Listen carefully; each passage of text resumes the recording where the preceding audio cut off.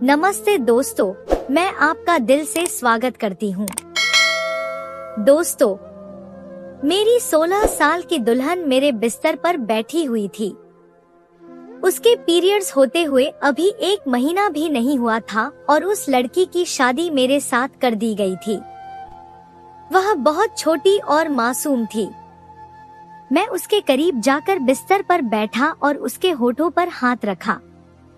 वह उछलकर एकदम के दूसरी तरफ चली गई और मुझसे कहने लगी, यह क्या बदतमीजी है।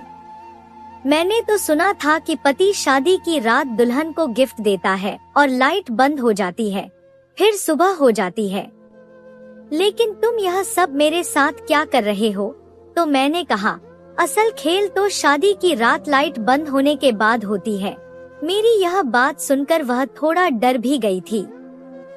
अब मुझे भी अपने जज्बात पर काबू रख पाना बहुत मुश्किल लग रहा था, इसलिए मैंने जल्दी से लाइट बंद कर दी और उसे बालों से पकड़कर अपने पास खींच लिया। मेरी मर्जी के खिलाफ मेरे घर वालों ने मिलकर मेरी यह शादी करवा दी थी। ऐसा नहीं था कि मैं किसी और को पसंद करता था, मैं सिर्फ इसलिए शादी नहीं करना चाहता था क्योंकि प्रिया की उम्र अभी बहुत कम थी। मेरे घर वालों ने उस लड़की की उम्र तक नहीं देखी थी। वे इतनी कम उम्र की लड़की से मेरी शादी करवाना चाहते थे।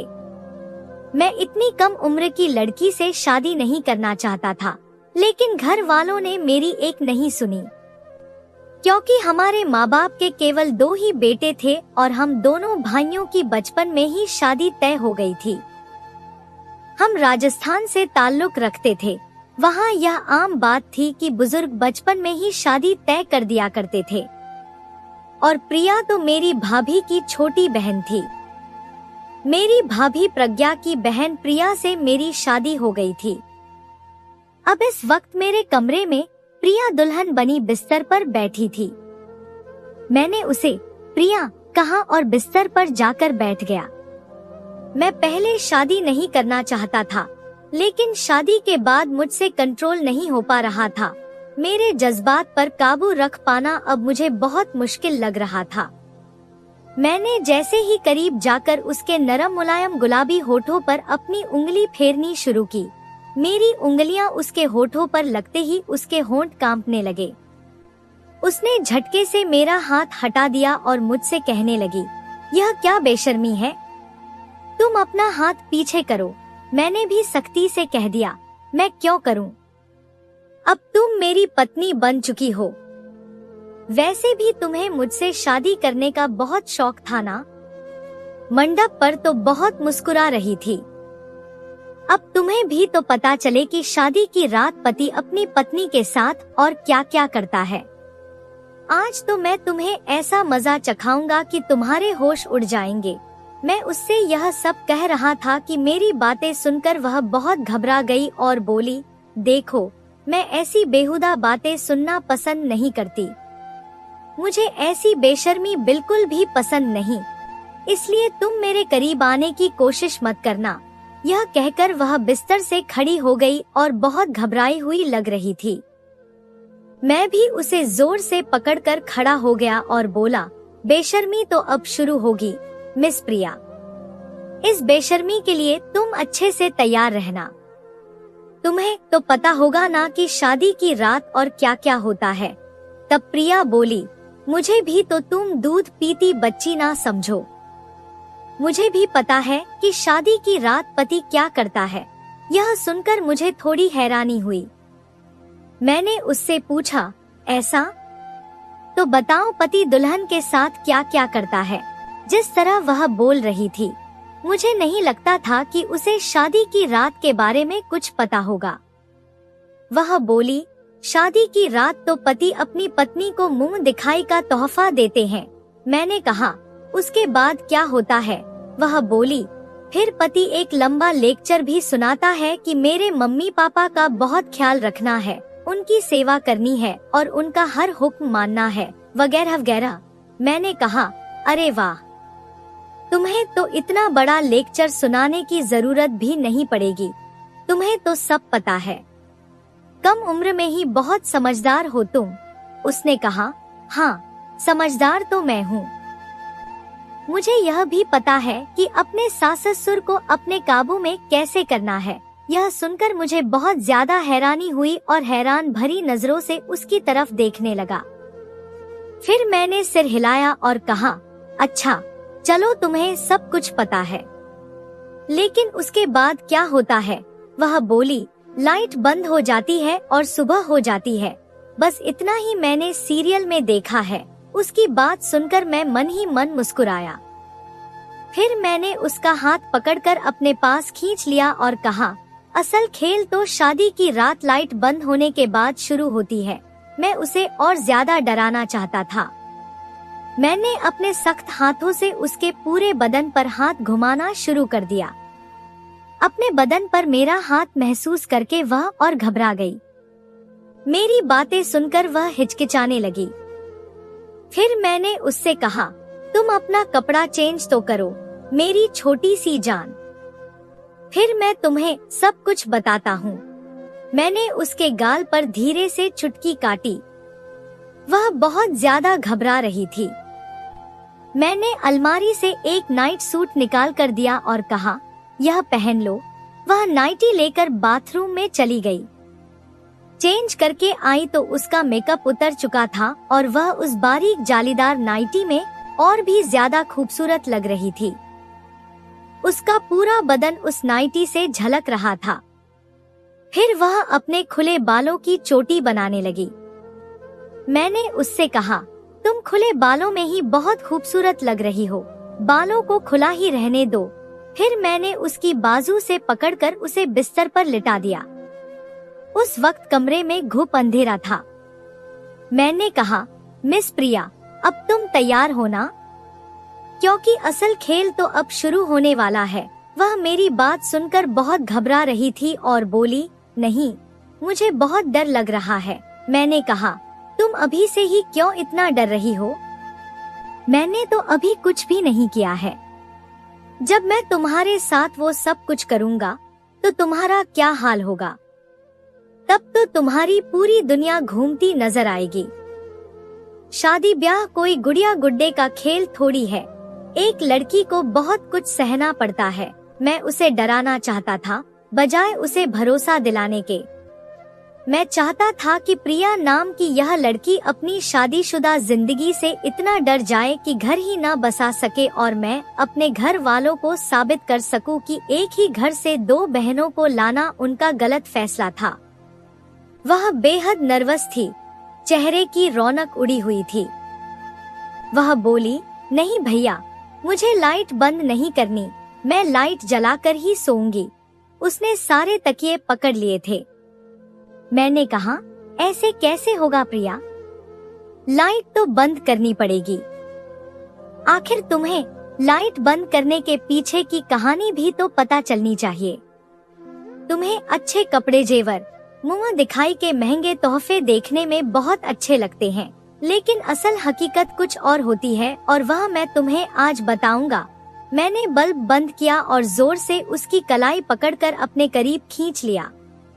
जैसे ही मैंने उसे अपने सीने से लगाया, वह चिल्ला उठी और झटके से मुझसे पीछे हट गई। उसने बल्ब भी ऑन कर दिया और बोली, मुझे अपनी दीदी के पास जाना है। वह बेहद घबरा चुकी थी, अब तो आंसू भी बहाने लगी थी। मेरा मकसद पूरा हो गया था। मैं उसे डराना ही चाहता था।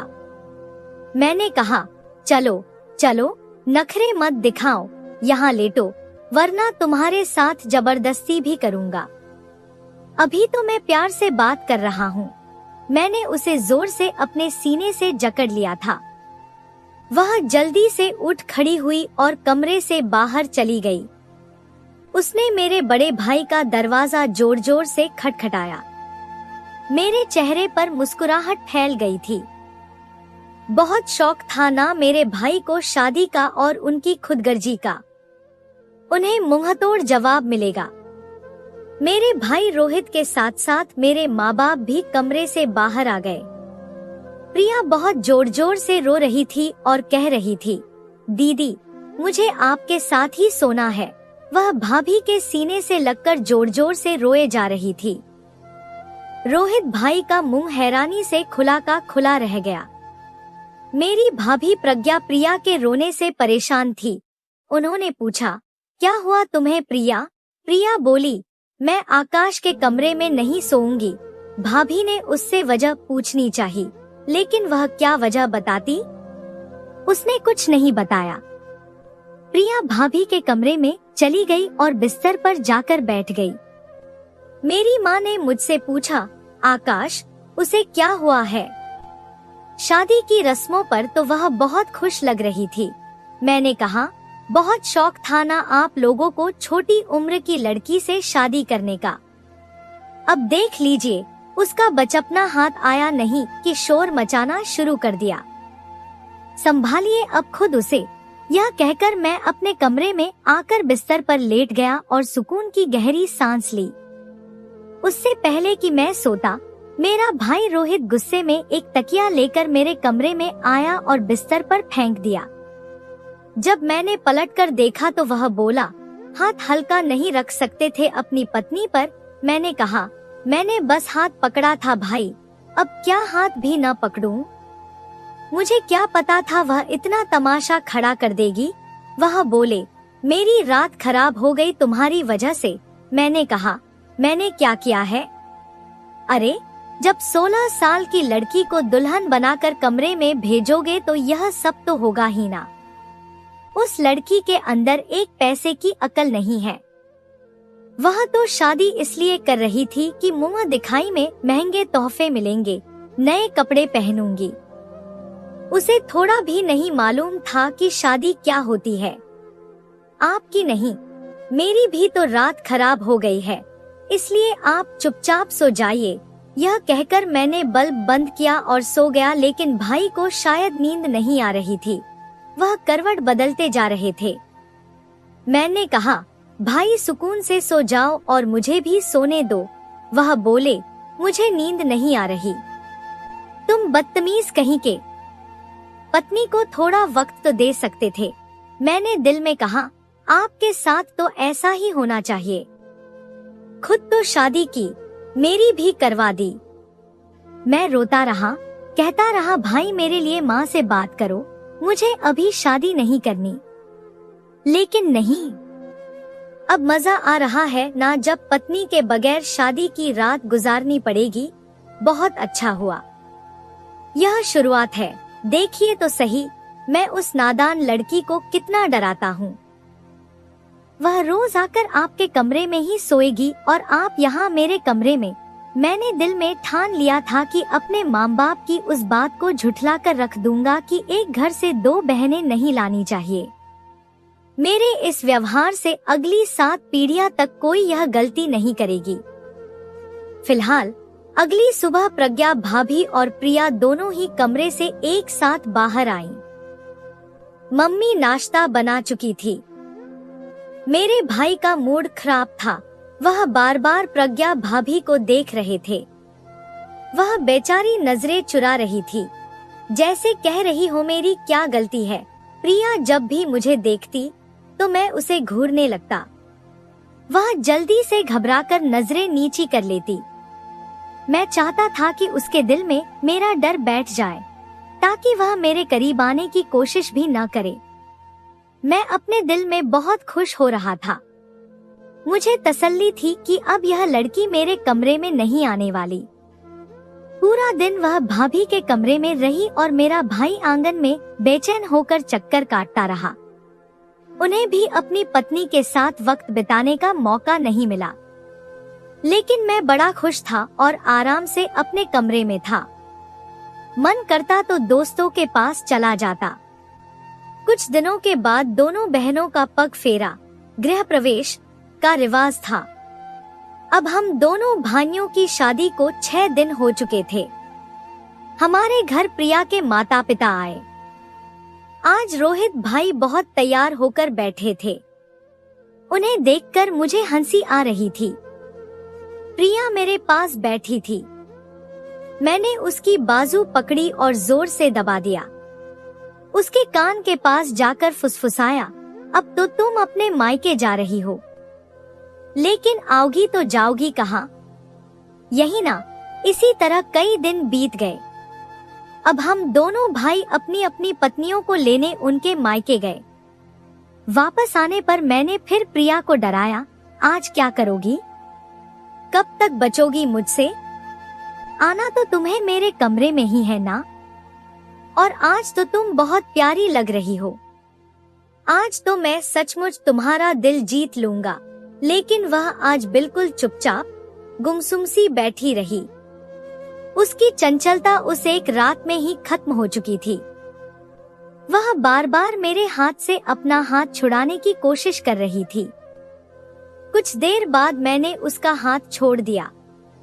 घर पहुंचने पर भाई ने भाभी को साफ कह दिया था, आज चाहे कोई भी दरवाजा खटखटाए तुम मत खोलना। इसलिए वह प्रिया को समझा रही थी, देखो ऐसा नहीं करते। लेकिन प्रिया ने अपनी दीदी का हाथ पकड़ रखा था और आंगन में बैठी थी। वह बोली, मुझे नहीं जाना उसके कमरे में, मुझे उससे बहुत डर लगता है। भाभी उसे समझाने लगी, ऐसा कुछ नहीं होता, वह तुमसे प्यार करता है, तुम्हें कुछ नहीं कहेगा। प्रिया बोली, आपको नहीं पता उन्होंने मेरे साथ क्या किया है। भाभी ने संकेतों में उसे समझाया कि शादी के बंधन में पति पत्नी एक होते हैं, इसमें डरने की कोई बात नहीं है।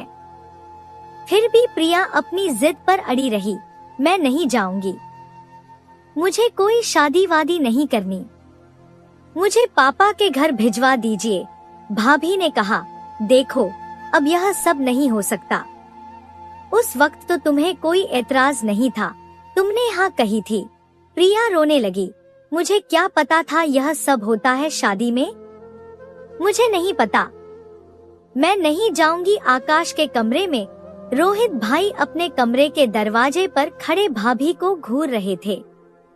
भाभी बार बार नजरें चुरा रही थी और प्रिया से हाथ छुड़वाने की कोशिश कर रही थी। वह उसे समझा रही थी, आकाश तुम्हें कुछ नहीं कहेगा, थोड़ी समझदारी दिखाओ, यह कैसा बचपना है। लेकिन प्रिया रोती रही, नहीं दीदी प्लीज मुझे घर भिजवा दीजिए। उस वक्त मैं अपने कमरे में नहीं था, दरवाजा खुला था और मैं अंदर से सब देख रहा था। बड़ी मुश्किल से भाभी उसे समझा बुझाकर मेरे कमरे तक ले आई, लेकिन वह अंदर नहीं आ रही थी। वह बाहर सोफे पर बैठी अपनी उंगलियां मोड़ रही थी, बहुत घबराई हुई लग रही थी। यह देखकर मैं खुश हो रहा था, लेकिन मुझे अंदाजा नहीं था कि वह इतना डर जाएगी। वह चुपचाप कमरे में आई, बिना कुछ कहे अलमारी खोली। उसने दरवाजा तक बंद नहीं किया। अलमारी से एक कपड़ा निकाला और बाथरूम में चली गई। मैं उसकी हर हरकत देख रहा था। बाहर आई तो बहुत सादे कपड़े पहने हुए थी। फिर धीरे से अपना तकिया उठाया और चादर लेकर बाहर जाने लगी। मैंने पूछा, तुम कहाँ जा रही हो? वह बोली, मैं आंगन के सोफे पर सोऊंगी।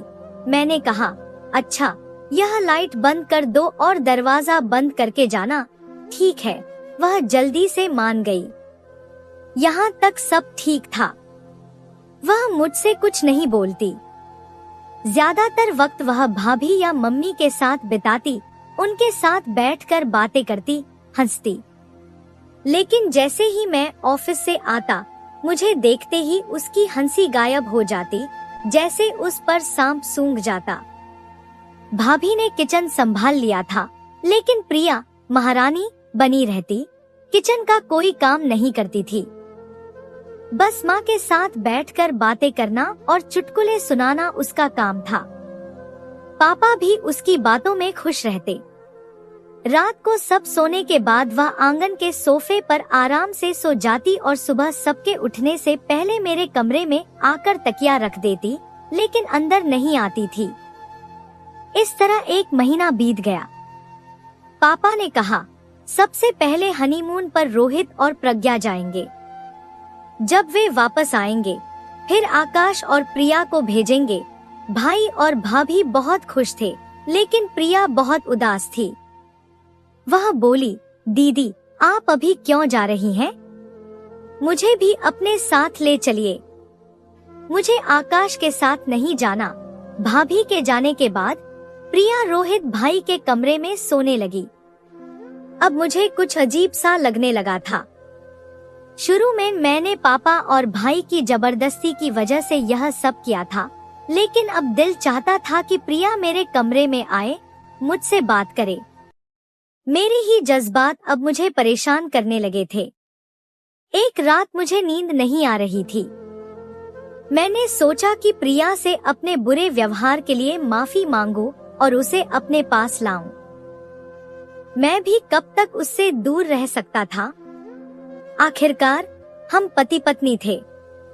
मैं कमरे से बाहर आया और रोहित भाई के कमरे का दरवाजा खोलने की कोशिश की। दरवाजा अंदर से बंद था। मैंने हल्के से खटखटाया, लेकिन अंदर से कोई जवाब नहीं आया। मैंने खिड़की से झांका तो देखा कि वह गहरी नींद में सो रही थी। उसके बाल उसके चेहरे पर बिखरे हुए थे, जिसने उसकी सुंदरता को और बढ़ा दिया था। शायद अब मेरी नजर बदलने लगी थी। मैंने सोचा, बहुत हो चुका, अब इस गुस्से को खत्म कर देना चाहिए। मैं भी रोहित भाई की तरह अपनी शादीशुदा जिंदगी बिताना चाहता था। मैंने धीरे से उसे आवाज दी, लेकिन वह गहरी नींद में थी। खिड़की इतनी बड़ी नहीं थी कि मैं अंदर जा सकूं। मैंने खिड़की का शीशा खटखटाया। आवाज सुनकर उसकी आंखें खुली। उसने मुझे खिड़की पर देखा तो चौंक गई। मैंने कहा, उठो। वह खिड़की के पास आई और बोली, क्या है? मैंने कहा, क्या रोज रोज का तमाशा बनाए रखोगी? चलो अपने कमरे में आओ। यह सुनकर वह फिर घबरा गई। मुझे नहीं आना, मैं यहाँ ठीक हूँ। मैंने कहा, प्रिया सॉरी, मैं तुम्हारे साथ अब कोई बदतमीजी नहीं करूँगा। बस तुम मेरे साथ कमरे में आ जाओ। लेकिन वह सिर हिलाकर मना करने लगी। नहीं, मैं नहीं आऊंगी। अब मुझे एहसास हो रहा था कि मैंने अपने पैर पर कुल्हाड़ी मार ली थी। वह अब कमरे का दरवाजा खिड़की बंद करके सोती थी। खाने की मेज पर मम्मी पापा के सामने उसे मेरे बगल में बैठना पड़ता। एक दिन मैंने उससे कहा, मेरी प्लेट में चावल डाल दो। उसने चावल डाल दिए। फिर मैंने अपना पैर उसके पैर के ऊपर रख दिया। वह चीखी। सबने मेरी तरफ देखा। मैंने उस पर सख्त नजर डाली। वह मेरे पैर के नीचे से अपना पैर हटाने की कोशिश कर रही थी, लेकिन मैंने और दबा दिया। वह इतनी घबरा गई कि उसने ठीक से खाना भी नहीं खाया। भाभी के जाने के बाद सारे घर के काम प्रिया पर आ गए थे। वह माँ से पूछ पूछ कर खाना बना लेती और ठीक ही बनाती। एक रात वह रसोई में बर्तन धो रही थी। मैं चुपचाप अंदर गया और फ्रिज से पानी निकालकर पीने लगा। वह बर्तन धोने में व्यस्त थी। पानी पीकर मैं उसके पीछे जाकर खड़ा हो गया और पीछे से उसे अपनी बाहों में भर लिया। वह बुरी तरह डर गई और छुड़ाने की कोशिश करने लगी। मैंने उसका मुंह अपने हाथ से हल्का सा दबा दिया और कसकर पकड़ लिया। वह उछलने लगी। मैंने उसके कान में कहा, मुझसे इतना भागती क्यों हो? मैं तुम्हारा पति हूँ। वह बोली, आकाश प्लीज मुझे छोड़ दो। मैंने कहा, अच्छे से आज मेरे कमरे में आ जाना। कल भाभी और भाई वापस आ रहे हैं, फिर तुम्हें मेरे साथ हनीमून पर जाना पड़ेगा। वहाँ क्या करोगी? अगर आज नहीं आई तो गिन गिन कर बदला लूंगा। पता नहीं क्यों, मैं हमेशा उससे अकड़ कर ही बात करता था। वह चिल्लाने लगी। मैंने जल्दी से छोड़ दिया। मम्मी पापा रसोई में आ गए और पूछने लगे, क्या हुआ? प्रिया ने कहा, छिपकली थी माँ। माँ ने पूछा, कहाँ है? प्रिया बोली, अभी अभी यहाँ थी, पता नहीं कहाँ चली गई। मैं समझ गया कि उसने मुझसे बचने के लिए यह बहाना बनाया था। मैं गुस्से से अपने कमरे में चला गया। अगले दिन भाभी और भाई वापस आ गए। अब हमारी शादी को 2 महीने हो चुके थे, लेकिन प्रिया मेरे वश में नहीं आ रही थी। सबके सोने के बाद वह आंगन में तकिया लगाकर सो जाती। एक रात मैं बाहर आया, उसकी कलाई पकड़ी और बोला, शराफत से चलो कमरे में। वह बोली, मैं नहीं आऊंगी, अगर जबरदस्ती की तो चिल्ला दूंगी। मैंने कहा, ठीक है, चिल्लाओ। यह कहकर मैंने उसके मुंह पर हाथ रखा और जबरदस्ती कमरे में ले आया। लाइट बंद करके मैं उसे बिस्तर तक ले ही रहा था कि रोहित भाई के दरवाजे की खटखटाहट हुई और फिर माँ के दरवाजे की। माँ ने दरवाजा खोला तो भाई बोले, प्रज्ञा की तबीयत बहुत खराब है, माँ आकर बहुत देखिए। मुझे प्रिया को छोड़ना पड़ा। वह तुरंत कमरे से भाग गई। भाभी की उल्टी नहीं रुक रही थी, वह बेहाल हो चुकी थी। माँ ने प्रिया से कहा, जाओ नींबू पानी बनाकर लाओ। प्रिया नींबू पानी बनाकर लाई, भाभी को पिलाया। फिर उन्हें डॉक्टर के पास ले जाया गया। पता चला कि भाभी गर्भवती हो चुकी थी, लेकिन डॉक्टर ने आराम करने को कहा। यह खुशी की खबर थी, इसलिए मैं भी खुश था कि अब मैं चाचा बन जाऊंगा। इस वजह से हमारा हनीमून रद्द हो गया, क्योंकि सारे घर के काम की जिम्मेदारी प्रिया पर आ गई। भाभी के लिए खाना भी वही कमरे तक ले जाती और उनकी देखभाल करती। पूरा दिन वह घर के काम में व्यस्त रहने लगी। अब मुझे उस पर तरस आने लगा। इतनी कम उम्र में उस पर इतनी बड़ी जिम्मेदारी आन पड़ी थी और उस पर मेरा बुरा व्यवहार भी। मुझे खुद पर अफसोस होने लगा। वह बेचारी दिन भर काम करके थक जाती और फिर सोफे पर सोती। एक दिन मैंने उससे कहा, देखो प्रिया, मैं तुम्हें कुछ नहीं कहूँगा, हाथ तक नहीं लगाऊंगा, प्लीज बिस्तर पर आराम से सो जाया करो। उसने पूछा, लाइट तो बंद नहीं करोगे? मैंने कहा, नहीं करूँगा। उस दिन के बाद से मैं रसोई में उसकी मदद करने लगा। एक दिन मैंने पूछा, प्रिया, क्या तुम मेरी दोस्त बनोगी? वह बोली, नहीं, मैं आपकी दोस्ती नहीं करना चाहती, आप अच्छे इंसान नहीं हैं। मैंने कहा, क्यों? अब तो मैं तुम्हारी मदद भी करता हूँ। वह बोली, वह तो आप करते हैं, लेकिन फिर भी मुझे आपसे डर लगता है। मैंने कहा, अब डरने की कोई बात नहीं है, मैं तुम्हारा दोस्त बनना चाहता हूँ। वह बोली, आप मेरे साथ कोई जबरदस्ती या बदतमीजी तो नहीं करेंगे ना? उस दिन जैसा किया था, उससे तो मेरी सांस ही रुक गई थी। मैंने वादा किया, अब मैं तुम्हें हाथ तक नहीं लगाऊंगा, बस दोस्त बन जाओ। उसने पूछा, मेरे करीब तो नहीं आओगे? मैंने कहा, नहीं, जब तक तुम खुद नहीं चाहोगी। आखिरकार वह मान गई। अब वह मुझसे बातें करने लगी, हंसी मजाक भी करती। काम से फुर्सत मिलते ही मैं उसे मोटरसाइकिल पर बाहर घुमाने ले जाता, आइसक्रीम खिलाता। वह बहुत अच्छी लड़की थी और मैं मान चुका था कि मैंने उसके साथ गलत किया था। 9 महीने बीत गए। एक दिन भाभी को तेज दर्द उठा। माँ की तबीयत ठीक नहीं थी, इसलिए मुझे और प्रिया को भाई भाभी के साथ अस्पताल जाना पड़ा। हम दोनों उत्सुकता से इंतजार कर रहे थे कि लड़का हुआ है या लड़की, लेकिन डॉक्टर ने जो खबर सुनाई उससे हमारे पैरों तले जमीन खिसक गई।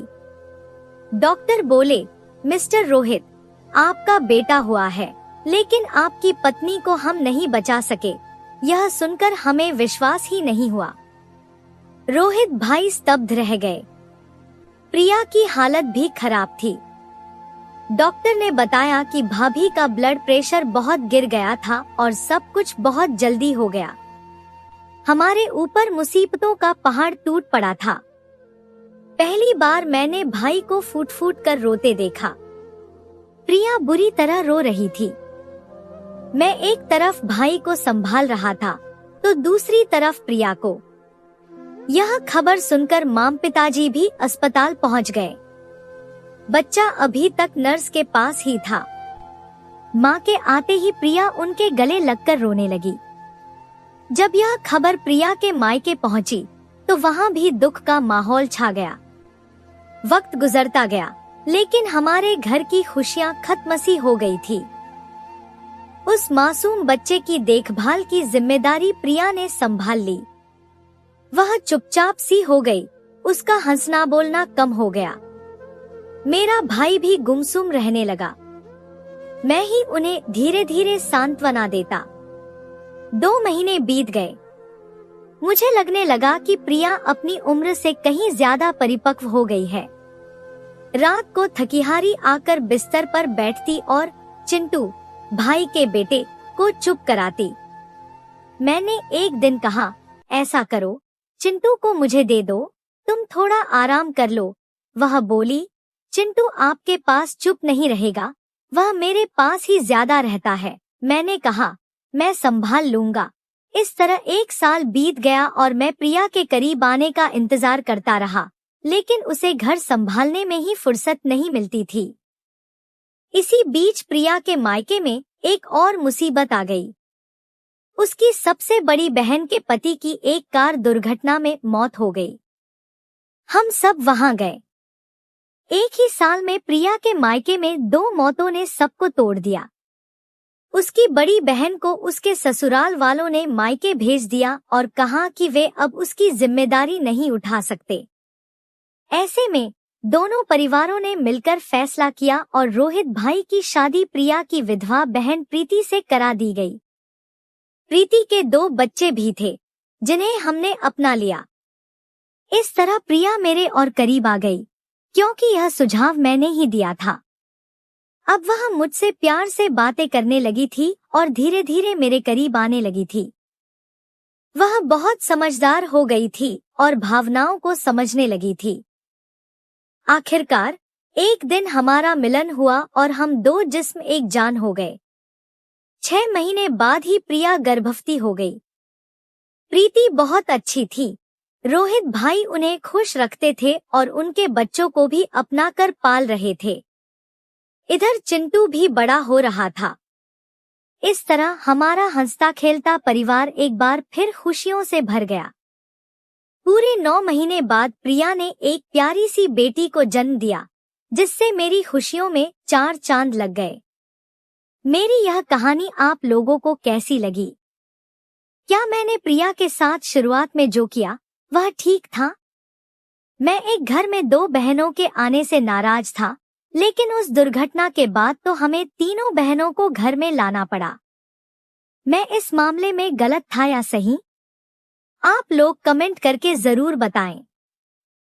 मैं और प्रिया आज बहुत खुश हैं। अपनी पिछली जिंदगी को याद करता हूँ तो बहुत दुख भी होता है और खुशी भी होती है। तो दोस्तों, यह थी हमारी आज की कहानी। आपको सुनकर कैसी लगी हमें कमेंट करके जरूर बताएं और हमारी वीडियो को ज्यादा से ज्यादा अपने दोस्तों में शेयर करें और हमारे चैनल को भी सब्सक्राइब कर लें, ताकि आने वाली वीडियो का नोटिफिकेशन आप तक तुरंत पहुंचे। मैं मिलती हूँ आपसे अगली वीडियो में, तब तक के लिए धन्यवाद।